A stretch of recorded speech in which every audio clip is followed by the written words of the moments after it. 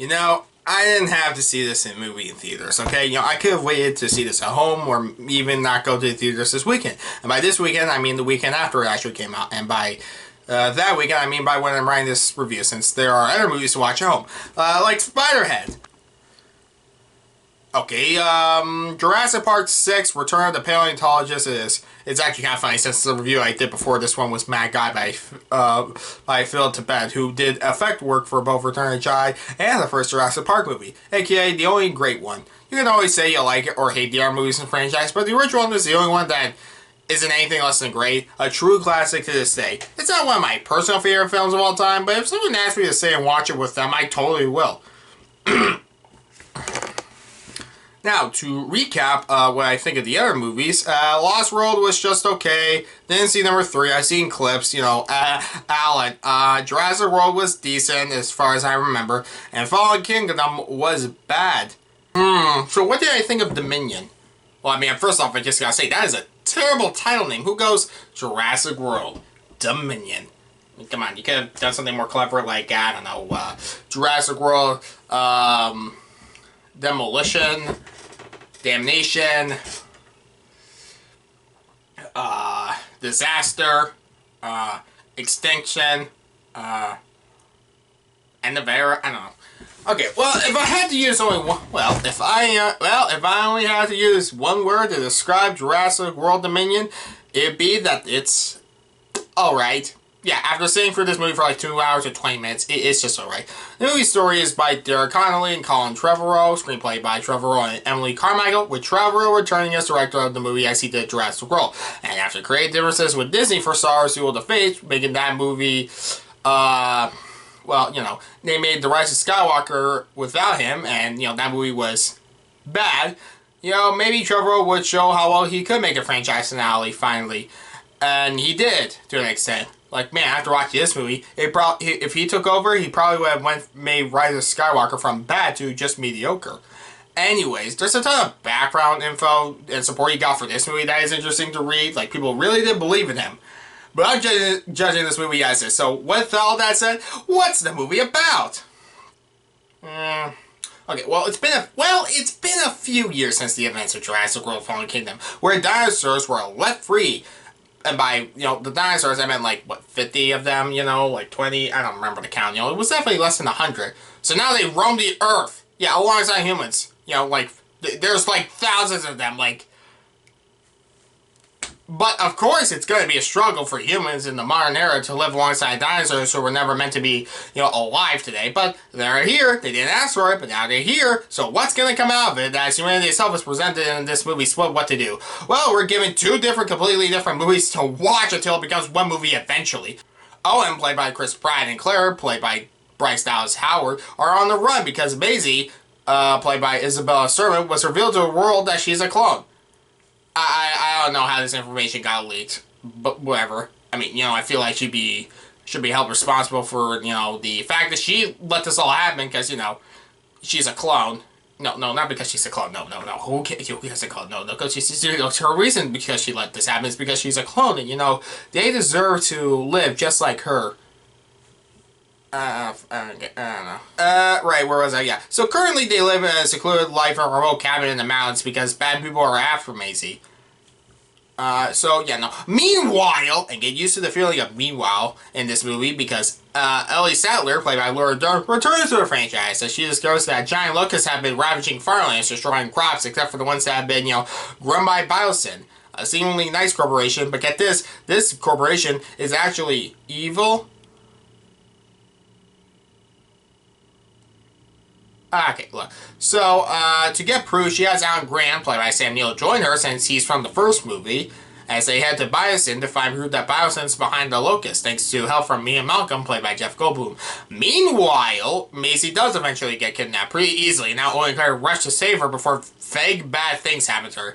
The connecting factor is that the people who kidnap Maisie are the Biosyn people, so of course, eventually, and this is not a spoiler since it was in the first trailer, everyone will meet up and try and make out alive of wherever this movie is, because they have to survive along the way. What do they have to survive along the way? That's it! They have to survive dinosaurs! Oh yeah, dinosaurs! See a problem with this premise? The lack of dinosaurs in this story is a problem. Like, it doesn't actually matter what the dinosaurs do because it doesn't actually matter in the story. Both stories aren't terrible or even poorly paced. Like, I've seen plenty of people say it felt too long. I mean, I didn't really feel it when I watched the movie. I mean, it felt long, but I don't know. It never felt like that long for me. But no. Okay, the ending is a bit clunky since you are watching two completely different movies. Or, you know, completely different stories that are connected by the same thing vaguely and then have no great effect on each other until they do cross over way later into the movie. Like, it's not the either story given when the workout zone, but it's easy to say if you find one set of characters, scenario, or locations preferable more so than the other, and get a little annoyed, you have to cut to the other one if you don't like it, especially if you like it at all. It feels connected enough for it to not 100% feel like different movies, but it could have been better if maybe, I don't know, it was one plot from the beginning, and I'll get more into this later. You see, they begin the movie with news coverage of dinosaurs living in the world, and everyone is split on whether to kill them, let them live, etc. So I would think the movie would be about that, but both plot points only barely have dinosaur mumbo-jumbo to actually be relevant to the world they set up in the movie. Like, Maisie, she's kidnapped because she's a clone, but it's not the same technology as the dinosaurs. I think, it was pretty vague. In fact, you know, actually explaining the real thing behind her existence was so stupid. I'm like, why? But yeah, no, they also kidnapped the raptor from the other movie's child, Blue's, a sexually reproduced child, Beta. Why the child too? Because then the plot wouldn't be dinosaur related. They may say some reason why, but it could have been cut and changed nothing. Claire and Owen just need to get Biosyn along, and Claire and Owen just need to get to Biosyn. And along the way, Owen's old friend Omar from the Jurassic World movie, who I honestly forgot until they mentioned that he was from that movie, who I guess is a secret agent now since, well, he's part of a dinosaur division, you know, because, you know, there are dinosaurs being trafficked on the black market, which I really feel like it shouldn't be that simple. Anyways, remember the dumb part of Fallen Kingdom? I know which one. Where the whole action revolved around the idea of bidding for a dinosaur to use a gun to laser point your enemy to have the dinosaur attack him or her, only to make more sense just to use a real gun by that point. Since, you know, every con that comes with that. That's featured here, and at times when the bad guys do this, why don't the agents just shoot her because she finishes marking, before she finishes marking them? Like, they could have shot her down. I don't know. Look, all this amounts to is Claire and Owen meeting a pilot who will take them there, and a James Bond type chase sequence with dinosaurs as a bonus.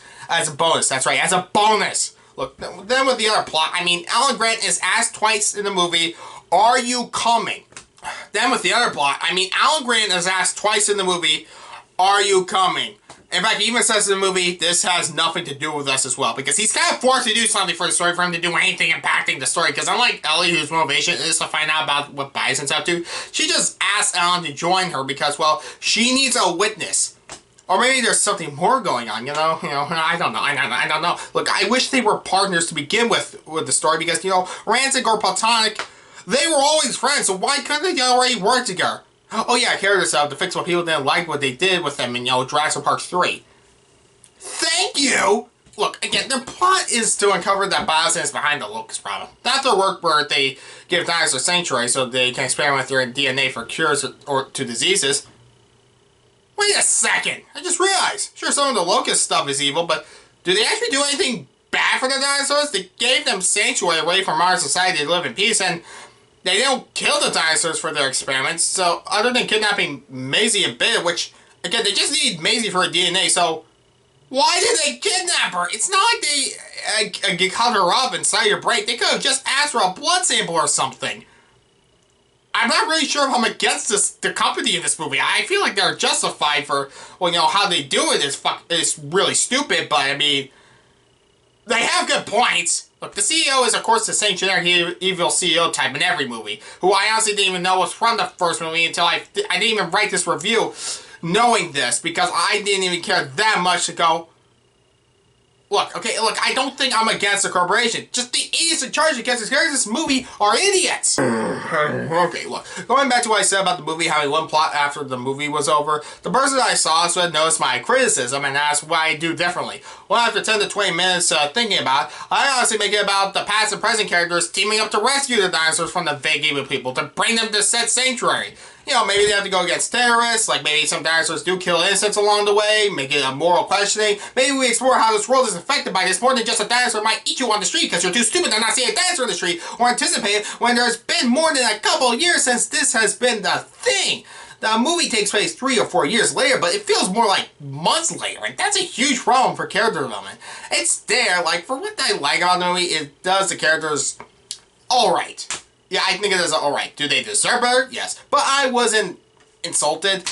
I mean, the old characters did more than just be cameos, and arguably did more, okay, interesting things than the main ones of this trilogy of movies, but both stories were good, or okay at least, since I did enjoy both stories. Like, the chase sequence was fun. I did like the world building. The focus may not be what I wanted it to be about, but I liked it, such as Claire Nolan's connection to Maisie was okay. I mean, okay, Maisie's not the best character, but actually, no, it could have been better.